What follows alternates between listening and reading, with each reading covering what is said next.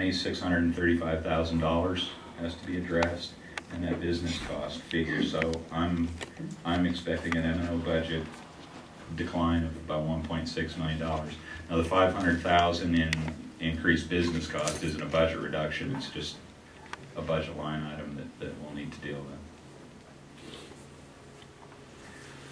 Here's an alternative way of looking at that.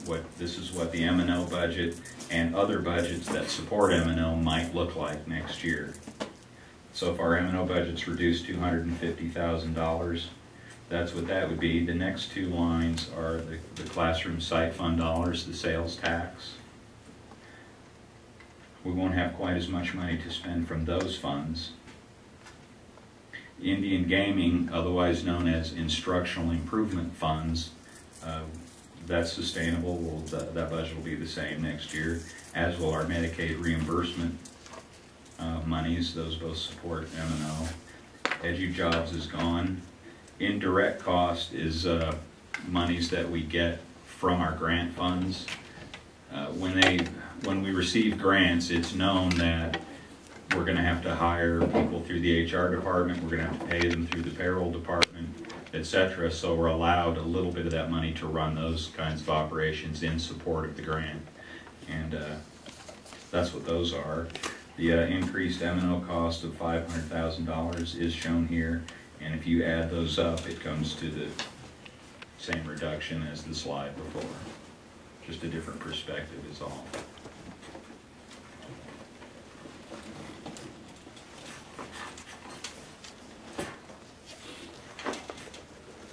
Capital allocations we've been discussing for a couple of years now. Here's our capital allocations, and you can see what direction they're going. The green section is the old building renewal monies through School Facilities Board, which currently has no monies, even though the formula is being revamped. So I don't know if that means they would return to funding or what, but we've not gotten any money from them for a while. Soft capital was kind of the first thing to be reduced when we started budget reductions in earnest, and that's down to just about zero this year, and so further reductions were needed, and they were taken from our unrestricted capital outlay monies. Where that leaves us is an allocation of about $775,000 if no changes are made. And with that monies, what we would normally fund are the things below. Curriculum materials, we buy some consumable workbooks each year to support our adopted curriculum, and we spend about $325,000 on that. A textbook adoption, K-8 district-wide in one subject, costs us between $800,000 and $1.2 million. So you can see that that's not even feasible under this scenario here.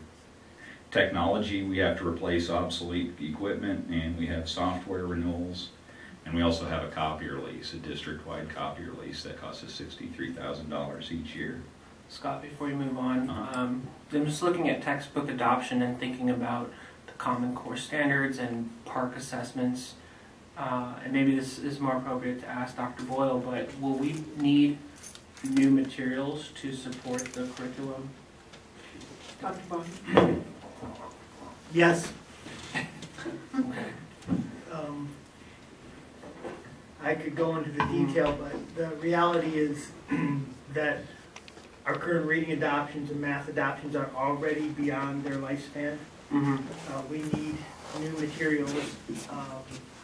With the changes particularly in reading are significant enough that we're going to need to change what we're using, and as well as the math. So it's the straight answer is yes, we will need them. And right now we're not sure that there's anybody out there that's actually quite up to date. Mm-hmm. And we're discussing strategies of moving materials, downgrade levels, and those types of things. Okay. Thank you. Yeah, I just want to make sure that we are thinking about that, because we definitely have some major budgetary concerns, And yesterday, Dr. Bogner and I met with curriculum and instruction staff and also Joseph Sohn from Wested, and we have another meeting scheduled on February 17th where we're really looking at how we're going to, what we're going to do about materials, but mostly how we're going to move in the next months as we look at our plan for next year. So that's high on everybody's list. The issue of math, you know, it's a matter right now that we have the curriculum we have and we're having to fill in the gaps. So I have people in curriculum and instruction who are looking at that. But we do know that reading and math are obsolete as far as the Common Core standards and the PARCC assessments. Are there opportunities to partner with other districts to provide cost savings for these materials, or have we not even gotten to that point in the discussion? We're not even at that point. We're still transitioning the building of the curriculum itself. Okay. Yeah. We put out $125,000 to schools to replace and to supplement adopted curriculum, you know, replace lost textbooks, etc. Building renewal, the major maintenance and renovation of our school buildings, roofs, hot water heaters, HVAC, carpets, those kind of things. Fortunately, we have our bond program. If we didn't, I'm not sure how we would fund any of that. And then furniture, desks, etc., we're really just not buying.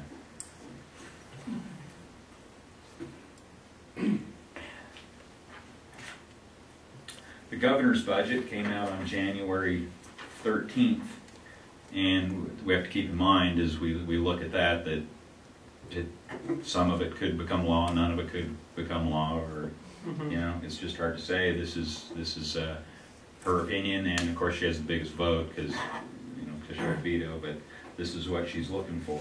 Yeah, I think it's important to note too that in the past it was this, in my perspective, a battle between her and Russell Pierce, and with him gone, I know he still has his cronies, but she doesn't have that counter force.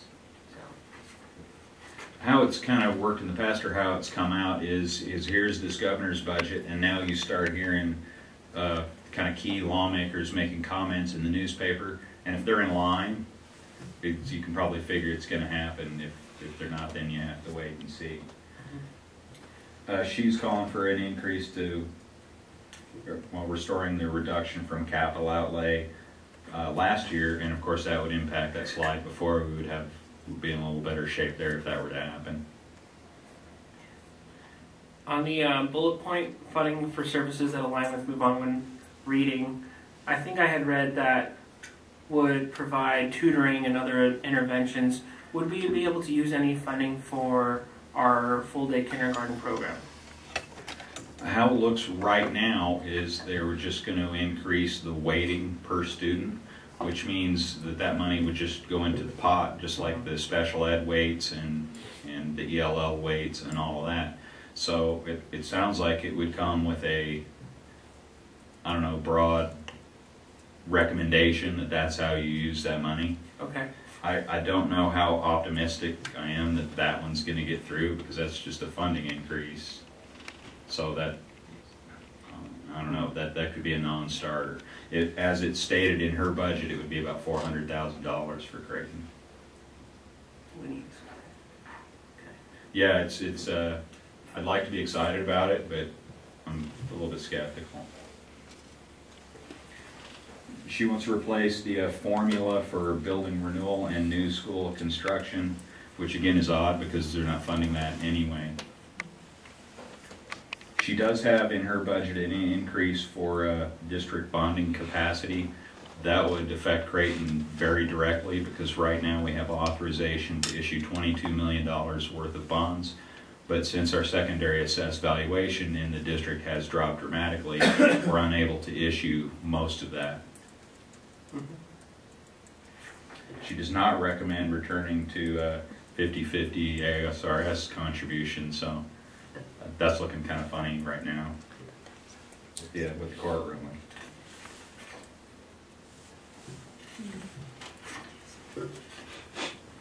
Thank you, Tom. Good morning once again.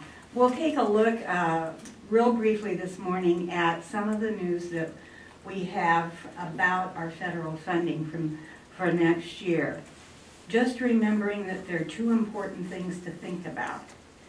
They can enact legislation that allows us to do particular grants such as Title I, but the most important thing is that Congress appropriate the funds for those activities. And sometimes they do and sometimes they don't. The second most important thing is the poverty census count, because that is how we get our Title I money and some of our other federal money. There is some good news. Congress did finally settle on a budget and stopped working off of continuing resolutions. In the most recent appropriation of funds that occurred during late December, they appropriated money to run the government for this particular year that we're in. Included in that money, however, included in that appropriation was funding for next year for Title I and some other grants. That occurs because they are forward funded, meaning they appropriate the money this year, but we get it next year. And they do that to allow districts and schools to plan. So some of the money is forward funded. There was a rescission, meaning that they had thought that they would fund it at one level, but instead decided to take about 1.9 or 1.89% of those funds. So we're going to be getting a little bit less. The poverty census count from the 2010 census is now available, and it is going to be used to calculate allocations for next year. We just got those census data in December, January. As you will see here, unfortunately, Creighton is one of the school districts in the Central City that lost poverty census count. We lost 489 students who qualify under the poverty census count. There are a variety of reasons for that. You can see that our counts from year to year vary, and they vary because they use updated information from food stamps and AFDC and other kinds of community counts to kind of update the information annually. So they will go back to the 2010 census, look at that data, do a recalculation. But this year our count is going to be 4,438 poverty census kids for a loss of 487. I will share with you about one other district in the Central City that lost half. Phoenix Elementary School District lost half of their poverty census count. So while our district lost a good chunk, we certainly didn't lose as much as some other districts. Most of the districts in the outer areas, particularly in Northwest Valley, Surprise, and some of those areas, they increased. So the money that maybe we would have gotten, Phoenix L would have gotten, will now go to those districts in the outer areas. We still, even though we know what our poverty census is, we still are not able to calculate with any certainty what we're going to be getting in terms of Title I money next year. But I am going to calculate at a 7% reduction. And I am using these two criteria to make that decision. One criteria is that we have lost poverty census count. That means that the State Department can reduce our allocation, and indeed must. But there is a piece of law that says that reduction can be no greater than 5% per year. So I'm saying we're going to lose 5% because of our poverty census decrease. The state itself lost about 2% of their poverty census. So together, I'm going to say that for our district, that could be a potential of a loss of 7%, or about $384,000 plus in Title I money. Now, there is a little glimmer of hope on the horizon, because the federal government is allowing states to apply for waivers. In those waiver requests, you can ask the federal government to waive the requirement to provide supplemental educational services to schools that are enrolled, to students that are enrolled in schools that are in school improvement. At this particular point in time, we have to reserve 20% of our Title I budget, or almost $1.1 million a year, for the sole purpose of paying for those services. And they are contracted to external vendors. So if the waiver is approved, we won't have to do that any longer, and we will recap access to funds greater than the amount we have lost. The other waivers that they're going to consider approving are waivers for the whole district and school improvement process, because the federal government knows that if they continue down the line that we're currently going, that almost every school in the nation is going to be in Title I school improvement, because the standard is so high. 100% of all students need to be meeting or exceeding their state standards. And it's unlikely that that's going to happen in anybody's lifetime. I'm also calculating that we'll take a loss of about $42,000 in Title II money, because those allocations are predicated on the same formula as Title I. Excuse me. We might experience other losses as well, and those would be in the area of special ed. Our special ed count is going down. We are testing more kids out of English language services, and those counts are going down. So we could lose money in those two grants as well.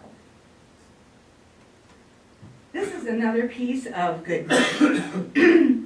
Arizona's Race to the Top grant was approved. It was approved for $25 million, which is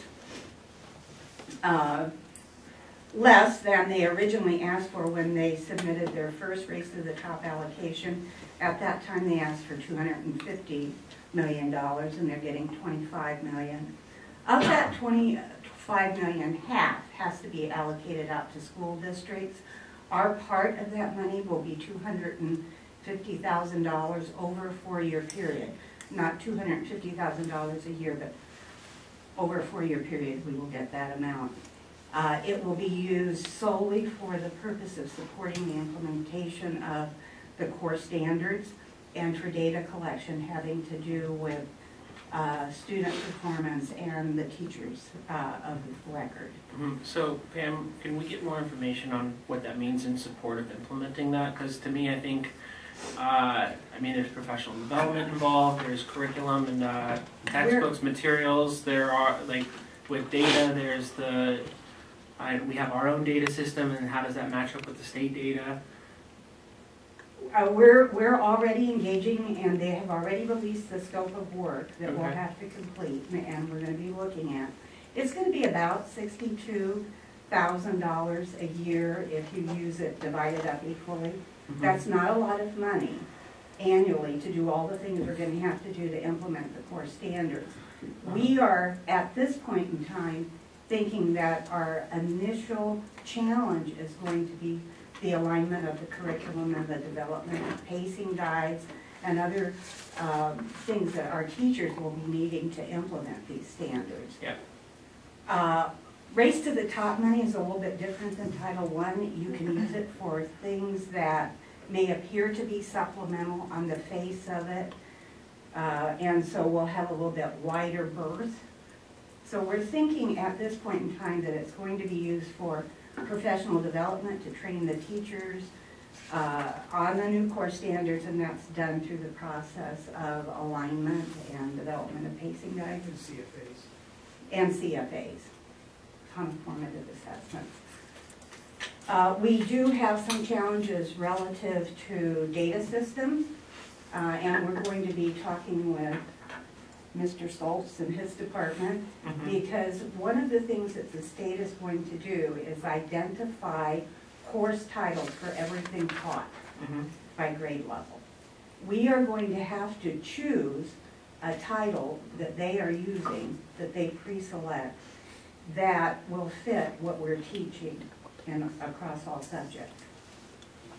Students will then need to be enrolled in one of those courses, and then when they take assessments, their assessments will be assigned to the teacher of record for that content area. And that's how they're going to begin to collect data for the teacher principal evaluation system. And that is the other part of this. So how would that work if we have a different assessment than Baltz and Phoenix L? Well, we're all going to be, for another few years, using AIMS. The teacher evaluation system allows you to select from a variety of systems. Part of it has to be the state test, however. Other assessments can be common formative, they can be benchmark tests. There are undoubtedly going to be inequities In data? from school district to school district, because not everyone will be using exactly the same test. How they address that is going to be kind of a work in progress. I don't know how they're going to do that, and I don't know that they know. Okay. It's going to be an interesting few years, I'm sure.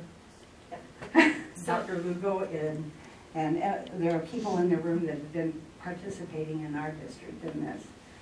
So that's Race to the Top, and we'll come back with more information. Oh, I'm sorry.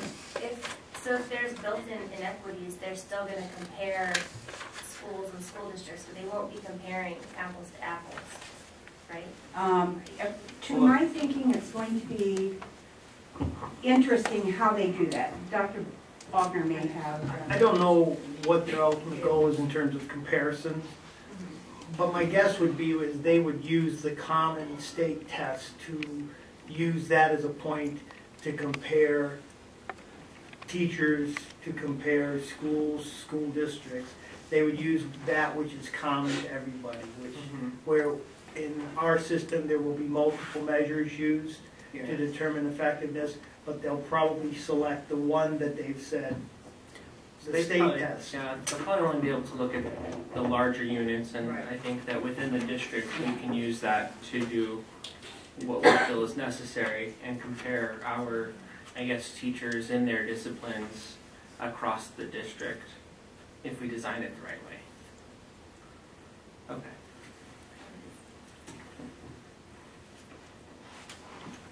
Thank you.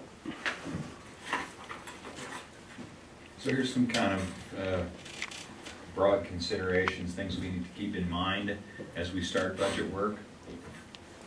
We're reading in the paper that the economy is improving. We're reading that tax revenues are exceeding expectations. We're in year 2 of 3 of a 1% sales tax that was voted in to offset further cuts to K-12 education and to public health. So at the end of the 12-13 school year, we'll have a fairly significant funding cliff. That sales tax raises about $900 million per year, of which a good chunk went to offset further cuts to K-12 education. Scott, the sales tax dies, does it die like July 1st? Yeah, So it'll be July 1st of 13. 2013, that's correct, yep. The state has taken on a significant level of debt through this process. They've sold and leased back 22 state-owned buildings. So as the economy improves and tax revenues increase, funding for K-12 education will compete with those wanting to pay off that debt as quickly as possible. So even as we do rebound, that doesn't necessarily mean that K-12 education will become a priority. The debt limit refers to our unissued bonding capacity, and that's really is a yes or no question. It'll either happen or we'll have our $6 million in authorization that we'll be able to issue if we so choose. If the state does take act on that, then maybe our long-term capital facilities plan will be back in effect, and we'll work that out. Capital has been reduced the most greatly, and that has been done each year not through a reduction in support, per pupil support. I still do the calculation the same way that we did 10 years ago. Our number of kids multiplied by the same figure, but then a memo's issued from the state saying now take that figure and subtract $3 million from it, and there's your allocation. So all that means really is that it would not be as difficult for them to restore that. It wouldn't take a majority vote or anything like that. It would simply take no action. So I expect that's where they would start anyway, since that's where they've given most of the reductions to us. School districts have been capital outlay. In M&O, we've lost more funding due to student loss than we have from anything the state's done. And average daily membership, you looked at that student count throughout the years. It kind of looks like the left-hand half of a bowl. Does that mean it's going to turn around or at least level off? Maybe it was just a good year. We don't really know. I mean, the state could pass another law making it difficult for immigrants, and we could lose another 500 kids. Who knows?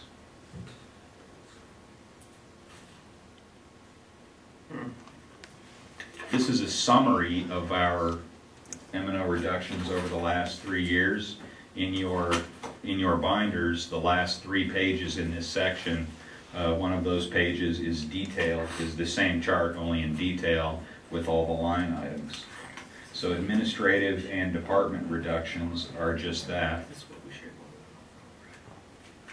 Site allocated reductions are basically the equalized or per pupil things, such as teacher staffing and discretionary budgets for schools to support their operations. And then programs are whole programs that have been eliminated, such as the CAP program 2 years ago. And again, you have all that detailed information at the end of the section in your packet.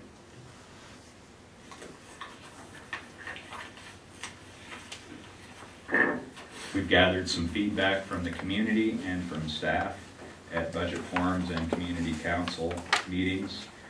Those groups were asked to prioritize things that were important to them in terms of programs, services, and staff. And I believe the last 2 pages in your section are detailed information on those efforts. Mm-hmm. And Dr. Boyle, you said there was a survey getting more information.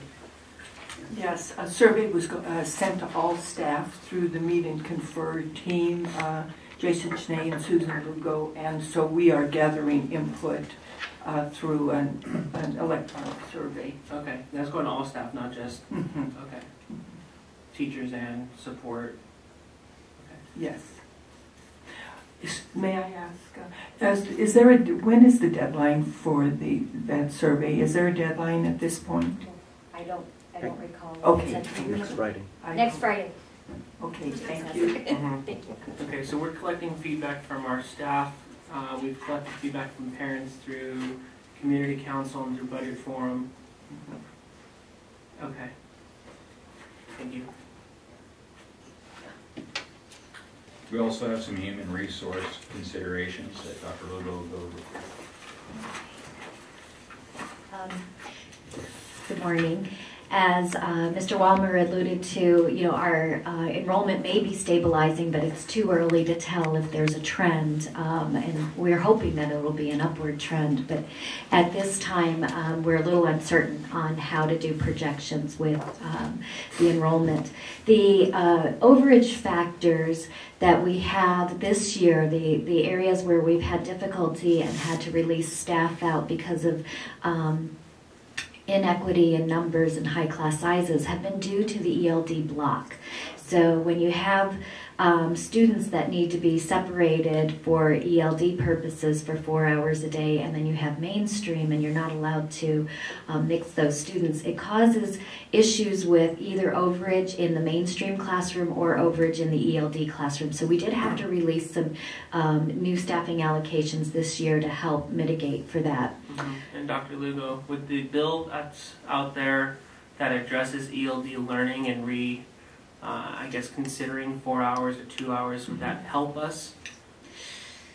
It may help us, but the difficulty there is it's still segregating teachers not teachers, but children into pockets. Uh-huh. And so if it's for a 2-hour block, and let's say it's a middle school issue, then we have issues of staffing appropriately for 2 hours of language arts and then allowing those students to go into science and math, but making sure that their needs are addressed using the ILLPs. So it may still have an issue because you're still having possibly 40 kids that are ELD kids, and if our staffing standard is at 32, we need 2 teachers to service those 40 students and not just one. So it gets very complex. So pretty neutral at this point. Yes. Thank you. Let's see.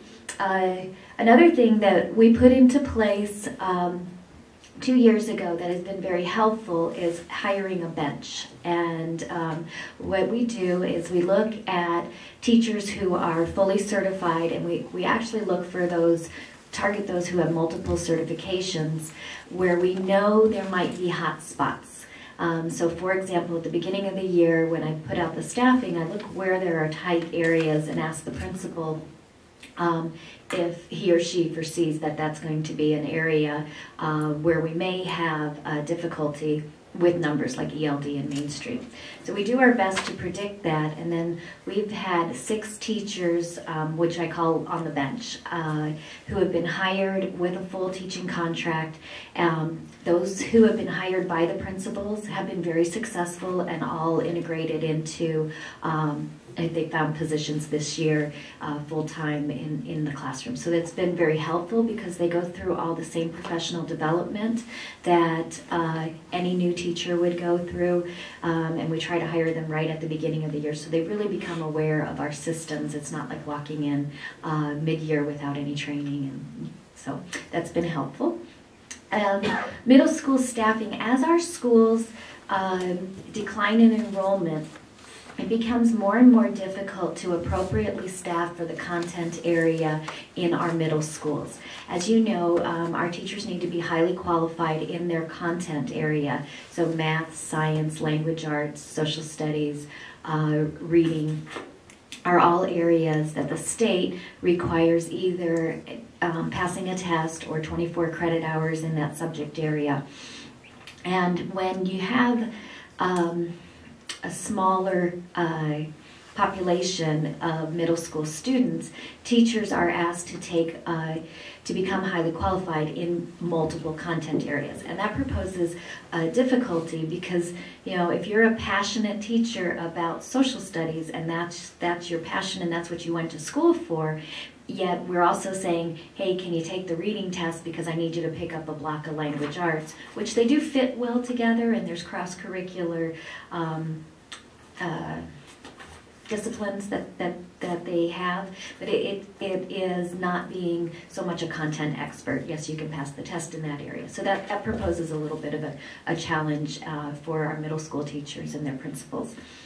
And then the other thing is we really need to pay attention to our primary grades and make sure that our students are ready for Move On when reading, and that we have the resources there to assist those primary kids. Okay.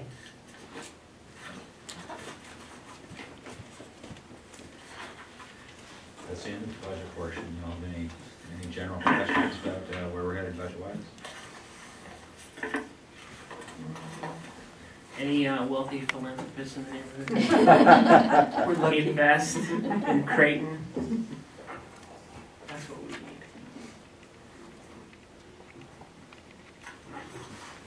Thank you.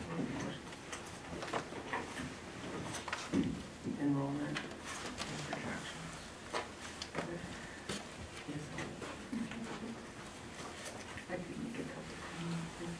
Yep, Dr. Boyle. As the governing board looks at the feedback from Community Council and from the Community Budget Forum, the green form is Community Council, and it's important for you to know that at Community Council there were approximately 10 groups. So as you look at numbers, you would have a group from each of the sites plus a group from Community Ed. So again, looking at the support on what program services and positions contribute the most, if you would look under programs, at the top is all-day kindergarten, and that tells you that really all of 10 of the 10 groups were supportive of that. So as you again look at program services and positions, some of the positions support the programs too. So that would be something that you'd want to look at. If you look at the salmon colored sheet, this was the Community Budget Forum, and at that forum, 7 of the sites were represented. There were approximately 90 people at that. So again, as you look at the responses, there were 7 responses that came from the different groups. In the case of school safety was defined as assistant principals, supervision, duty aides, nursing. And so we may have found, as we compiled, that under school safety, some group might have had the school nurses program, so that would have been combined, and so you might have school safety. So just keep in mind the number of groups and what they came to consensus on as they looked at these program services and positions that contribute the most to student academic performance. Dr. Boyle, Yes. on the community council, you mentioned you had 10 groups. What was the average size of group or total amount of people giving input? Over 100, and the groups varied. For example, we noted that on at the Community Budget Forum, Creighton wasn't there, but then we also noted that at Community Council they had a group of about 12, 13, 14, whereas some groups were smaller. But it was approximately 100 people. Again, the composition of Community Council, there's lots of staff, their administration, and sometimes just token parents. So that's why it was really important that there be another forum where the community ed and the parent liaison invited parents, and there was a major effort to have parents from all of the sites attend. You're welcome. And Dr. Boyle, on the 21st of February, we're going to have executive session and talk more of the details when we get the results from the survey that Dr. Lugo and Jason Shea submitted. Yes. Okay, thank you.